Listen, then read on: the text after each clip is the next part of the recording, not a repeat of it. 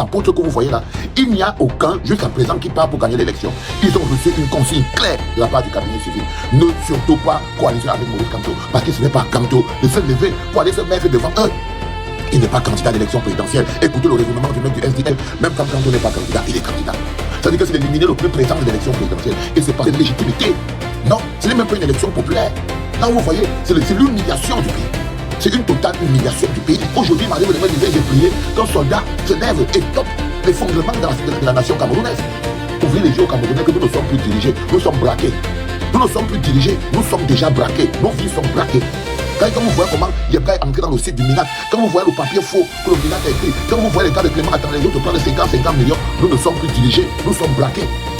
Nous sommes braqués. Et si vous entendez que Kamto a réussi à mettre le pied dans l'élection en soutenant quelqu'un, sauf si vous entendez que Kamto a réussi à mettre le pied dans l'équation en soutenant quelqu'un, c'est tout. C'est bon, mais est-ce qu'ils arrivent à faire la campagne? Ils ne font aucune campagne. Ils ne font aucune campagne. Même sur les réseaux, ils sont toujours en train de combattre Maurice Kamto. Ils ne cherchent pas à gagner. Ils ne cherchent pas à gagner. Même dans les réseaux, tous ces militants-là ne sont que dans une seule perspective, combattre le changement, combattre Maurice Kamto. Paul Biya, 92 ans, dont 43 à la tête de l'État du Cameroun, sera encore candidat le 12 octobre prochain à l'occasion d'une élection présidentielle qui sera forcément historique. Parce qu'il s'agira là soit de tourner définitivement la page de Paul Biya et entrer dans une nouvelle ère, soit de continuer dans la situation qui prévaut au Cameroun actuellement. Il faut le dire, cette élection revêt plusieurs enjeux. Le premier enjeu de cette élection, c'est de savoir est-ce que le Cameroun va encore continuer d'être dirigé par procuration, comme cela semble être le cas depuis plusieurs années aujourd'hui. À cette question, plusieurs observateurs se prononcent. Et pour eux, le véritable problème du Cameroun, c'est que ce n'est plus Paul Biya qui est aux commandes. Aujourd'hui, malheureusement, le président de la République est atteint par l'âge. Il n'a plus le pouvoir physique avec ses contraintes, ses exigences. Il n'a plus la force pour exercer.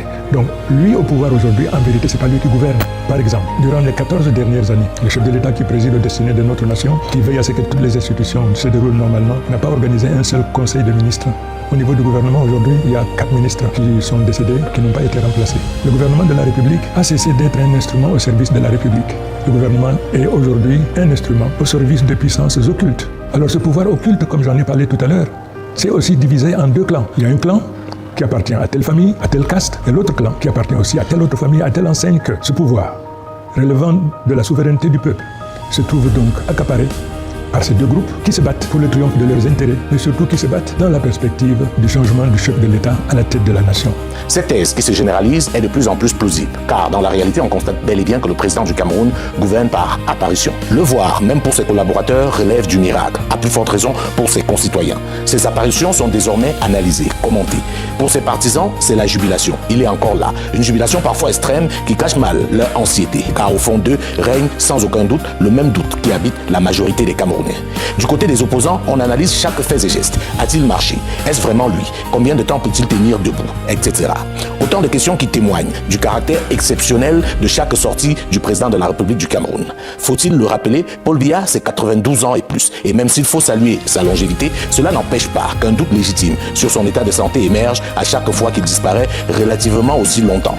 Il revient toujours, ce qui rajoute aux ailes de ses partisans qui ont fini par lui trouver un caractère purement et simplement divin. Le titre de mon ouvrage est intitulé 40 ans et s'il était Moïse. 40 ans et s'il était Moïse. Elle est interrogative et dubitative. Elle parle au conditionnel. Et si? Moi je suis affirmatif. Il est Moïse. C'est ça. À écouter ce monsieur qui, au demeurant, est ministre de l'Enseignement supérieur au Cameroun depuis plus d'une vingtaine d'années, Paul Biya serait donc le Moïse du Cameroun qui nous aurait conduit vers la terre promise. Après 43 ans de pèlerinage, voici donc la terre promise où nous a conduit le président Paul Biya. Comment le RDP a le courage de dire qu'il va présenter un candidat à l'élection tout de suite là, dans une ville pleine de poubelles? C'est-à-dire que les populations normales devraient dire que mais, si vous ne pouvez même pas enlever la poubelle, qu'est-ce que vous pouvez faire? Comment vous allez faire campagne? C'est pas si vous voyez. Pierre est une figure locale. Chef de bloc dans ce village, il a cessé d'y croire. Dans son regard, on dit résignation. Ça, c'est la hutte. Qui de nous peut vouloir vivre dans une hutte aujourd'hui au Cameroun? Personne ne le veut. Pendant que les autres amassent ce que tous les Camerounais doivent avoir, mais les autres amassent ça chez eux. Nous, les démunis, on va payer Dangote avec, on va payer Simon.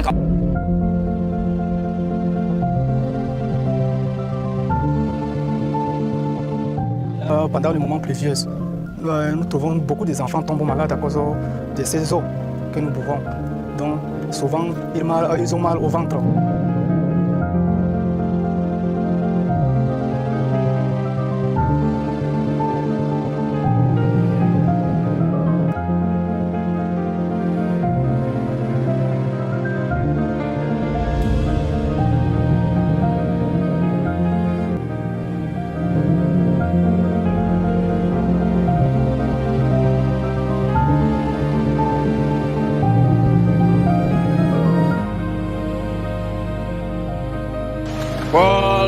Biya, Oye, Paul Biya, Oye, Paul Biya, Olivier. Je n'ai pas été nommé parce que j'ai gagné une élection avec le PADEC.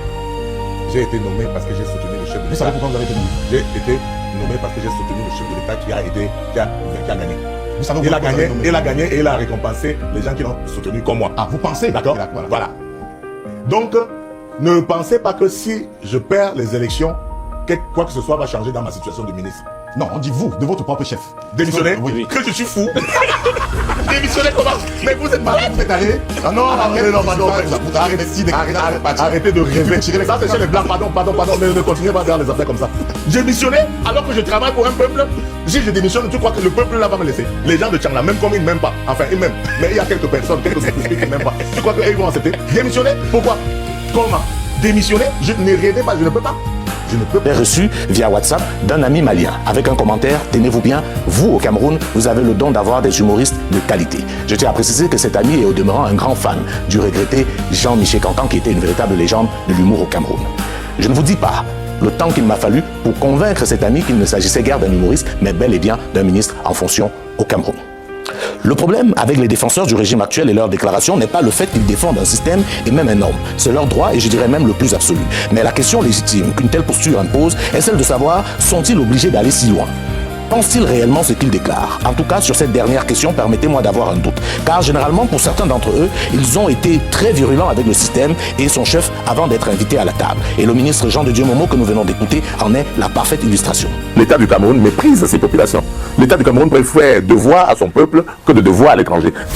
Ce qu'il faut relever, c'est que ces gens auront le même zèle à défendre le nouveau régime. En réalité, ils n'ont aucune dignité. Ils sont guidés uniquement par des intérêts égoïstes. C'est pour cela qu'à chaque fois, ils suivront toujours le sens du vent. Ce n'est pas tant Paul Biya ou son système qu'ils défendent uniquement leur position de rente. Et pour ça, ils sont prêts à tout, y compris à des plus grandes compromissions. C'est en grande partie ça le problème du Cameroun. Le champ politique a été abandonné aux politiciens. En réalité, ceux qui prennent en otage le Cameroun ne sont pas les plus nombreux, loin de là. Ils ne sont pas les plus brillants, encore moins les plus patriotes. Mais reconnaissons-le, ce sont les plus courageux, les plus déterminés quand il s'agit de la défense de leurs intérêts et de leur maintien aux affaires. Ne croyez pas qu'ils ne savent pas. Ils le savent peut-être mieux que vous. Ils savent que le pays va mal. Ils savent que le dernier conseil de ministres au Cameroun s'est tenu en 2019. Ils savent que la justice, quoique déjà bancale, est totalement sclérosée car le conseil supérieur de la magistrature reste attendu. Ils savent que 15 ans pour faire le tiers de l'autoroute Douala-Yaoundé, ce n'est pas admissible. Ils savent que Bibou Nissak, Alain Foguet et les autres sont des prisonniers politiques.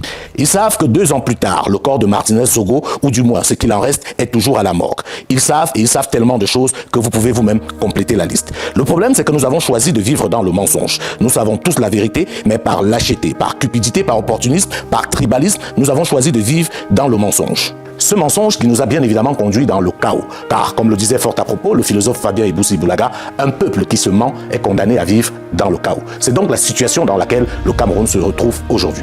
C'est pour cela que l'élection du 12 octobre 2025 sera déterminante pour l'avenir du Cameroun. Car en réalité, il faudra faire un choix entre le mensonge et la vérité. Le mensonge incarné par le régime actuel qui préfère diriger le pays par procuration et la vérité qui pourrait incarner un nouvel espoir. Nous le savons tous et nous le disons très souvent, le Cameroun est un grand pays, c'est pour cela qu'il attend de ses fils de la grandeur. Mais c'est Alain, ce n'est qu'un vœu pieux. Je serais tenté d'attendre et d'être sûr qu'au lendemain du 12 octobre, on aura la fierté de danser pour le candidat qui aura gagné. Mais qu'est-ce qui peut me garantir que ce sera vrai quand je sais qu'il n'y a pas quelques jours, la plus haute institution de mon pays, quand ce n'est pas de l'incompétence, c'est irrecevable.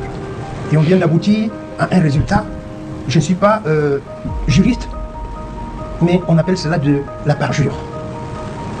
Si M. Bello, autant que les 12 autres candidats, devraient autant parler pour nous permettre, les 11 autres, devraient parler autant pour nous permettre d'aller le 12, très content de choisir dans l'urne, c'est lui qui sera le gagnant. Je crois que ce serait un grand plaisir. D'ailleurs, vous l'avez constaté. Dans les termes de politique ici, j'ai cru entendre qu'on a reproché quelqu'un d'avoir pris le Yango. Mais à force d'empêcher les gens de prendre le Yango, on a rendu cette personne propriétaire du tout le Yango. Monsieur Kamto est l'homme politique le plus populaire du monde. Et ce serait un particularisme du monde. Camerounaise, Cameroun, chers compatriotes. Ce 8 août 2025, alors que nous commémorons la mort par pendaison il y a 111 ans de Douala Manga, Ben Martin Paul Samba et plusieurs autres nationalistes qui s'opposaient aux colons, Je vous propose de sortir des malheurs dont est victime notre pays et réussir ensemble. Notre nation s'apprête en effet à franchir une nouvelle étape de son histoire politique. Je m'adresse à vous avec clarté, respect et confiance, parce que le changement que nous souhaitons tous, c'est maintenant. Et c'est à chacun d'entre nous de travailler pour ça. Nous savons que tourner la page d'un système vieux de 43 ans suscite des inquiétudes, voire des peurs, surtout pour ceux qui ont acquis d'importants privilèges qu'ils souhaitent conserver, ou pour des gens qui assument de hautes fonctions. Je vous tends une main sincère. L'alternance ne doit pas être vécue comme un affrontement, mais comme un dialogue entre visions.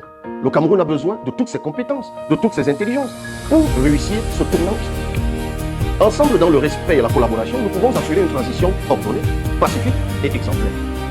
Ce pouvoir, nous en convenons, a détruit l'héritage laissé par Doc dans la Mangabel dont nous parlions tantôt, qui est mort pour la patrie. Il a ruiné le combat de Martin Paul Samba, du chef Mbarko, de Ruben Oumyobé, Félix Roland Moumio, Sende Afana, Solomon Tandemouna, John Goufoncha, Augustine Gomjoa et d'autres nations.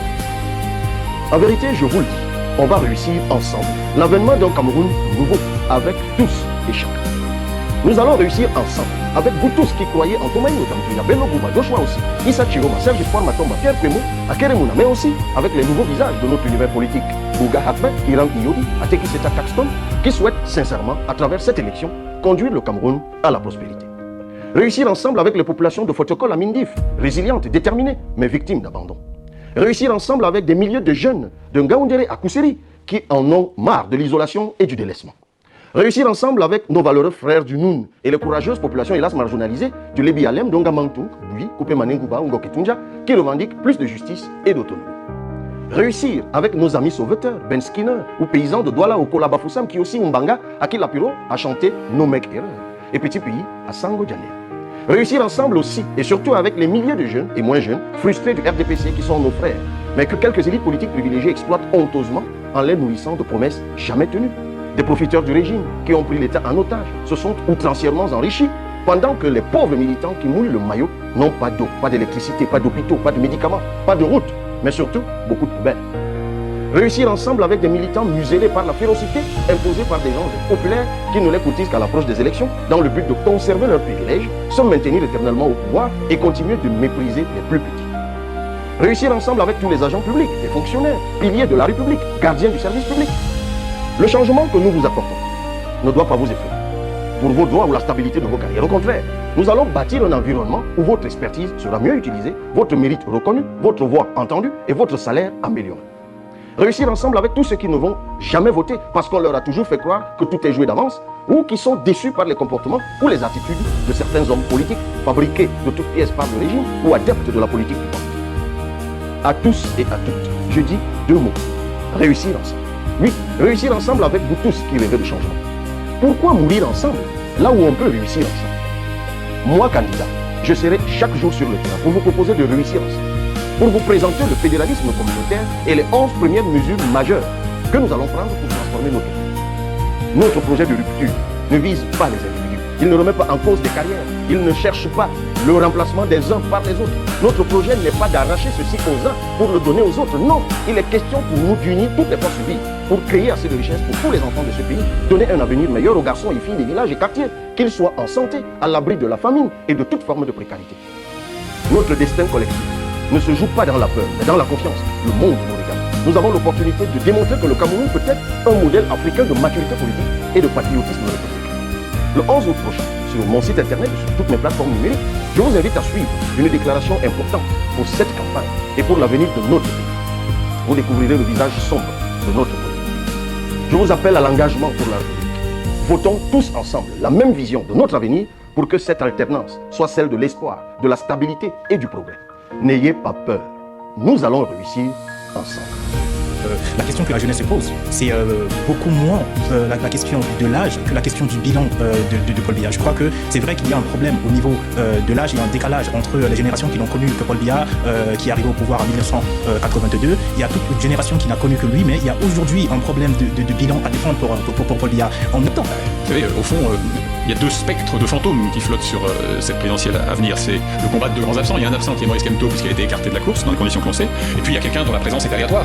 C'est-à-dire Paul Biya lui-même, entre son village et ses séjours sur les bords de la Clément.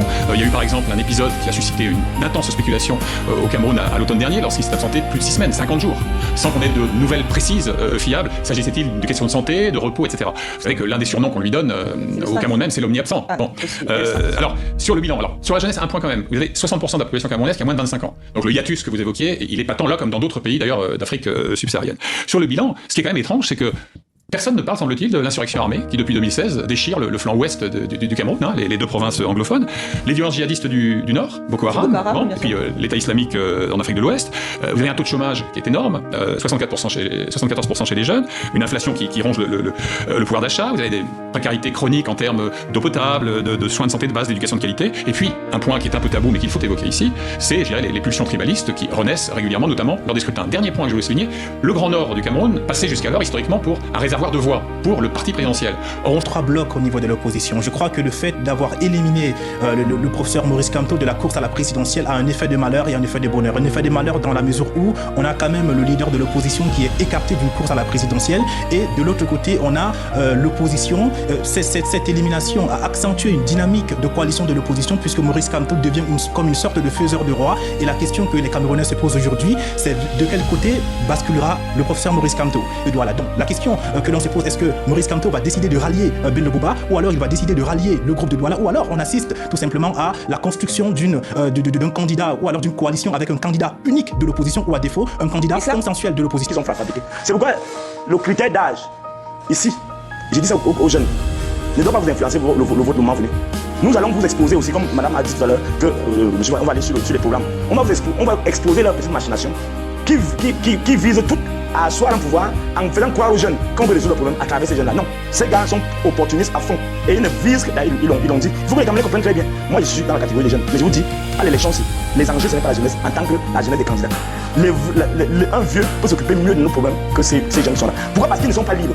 Lorsque les jeunes sont déjà encartés dans des loges compliquées, lorsqu'ils ne désirent personne, nous n'avons pas la peine de mettre. Donc, lorsque les jeunes sont encartés dans des francs-maçonneries et tout cela, et je dis presque tout cela, vous voyez là, on n'a pas l'exemplarité qui reprend la jeunesse. Nous, la jeunesse qui va prendre le pouvoir, après c'est le mandat de Ngongo qui est en train de s'organiser là sous nos yeux. Nous allons nous organiser à travers ce qu'on défend vraiment l'intégrité, l'africanité. Les choses à partir desquelles on ne va pas nous tenir pour passer à la télévision, pour justifier une forfaiture politique comme celle qui est en train de se faire. Donc je rappelle que si on se limite aux 12 candidats là, vous n'allez pas comprendre pourquoi tout l'électorat de Kamto est important, c'est présent dans cette campagne. Or, à ce niveau, les alliances qui vont se faire, on va parler de ça tout à l'heure, la possibilité que Kamto a maintenant, on dit faiseur de roi, on peut dire si on veut, mais en réalité, on a parlé de le droit qui a été dit, le droit n'a plus justement pas été dit. Il faudrait que les gens comprennent que le pouvoir en place donne l'impression d'être trop fort. Cette élection, le minimum qu'on puisse avoir, nous le peuple camerounais, c'est l'affaiblir totalement pour que, en moins de 2-3 ans, qu'on ait une nouvelle élection, où tout le monde, où le droit sera dit. Donc les candidats que vous voyez là, d'abord Biya n'est pas là. Et ce qui représente les gens de Biya, vous allez voir, on va parler tout à l'heure des alliances, je vais montrer comment eux-mêmes, à travers leurs actes, ils démontrent qu'ils sont dans des clans entre eux là-bas.